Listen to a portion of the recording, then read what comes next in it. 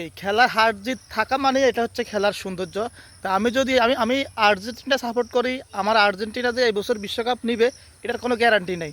আমরা যদি ভালো খেলতে পারি তাহলে আমরা অবশ্যই বিশ্বকাপের চ্যাম্পিয়ন হতে পারবো ইনশাল্লাহ, আমরা আশাবাদী।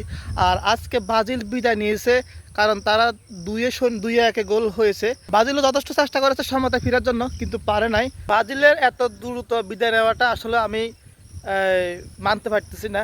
আরও কিছুদিন থাকতো আর খেলাটা জমজমাট হতো, কারণ বিপক্ষ দল না থাকলে খেলাটা আসলে জমে না। আর্জেন্টিনা আছে, ব্রাজিল চলে গেছে, এটা আসলে খারাপ লাগতেছে আমার কাছে। দুপক্ষই থাকতো, কারণ বাংলাদেশে দুপক্ষেরই সাপোর্টার অনেক বেশি। দুপক্ষ থাকতো খেলাটা আরও ভালো লাগতো, দেখতেও ভালো লাগতো। সামনে যে আমাদের আর্জেন্টিনার খেলা আছে, অবশ্যই আমরা সেই খেলায় ভালো ফলাফল অর্জন করবো ইনশাল্লাহ, সবাই আশাবাদী। খেলা হচ্ছে একটা বিনোদন, বিনোদন নিয়ে কারো মনে কষ্ট যাওয়া বা কারোর সাথে হানাহানি বা ঝগড়ায় বাধা, এটা থেকে আমরা বিরত থাকি। আমরা সবাই একসাথে খেলা দেখব, কিন্তু কোনো ঝগড়া বিবাদ থেকে আমরা বিরত থাকবো। ধন্যবাদ সবাইকে।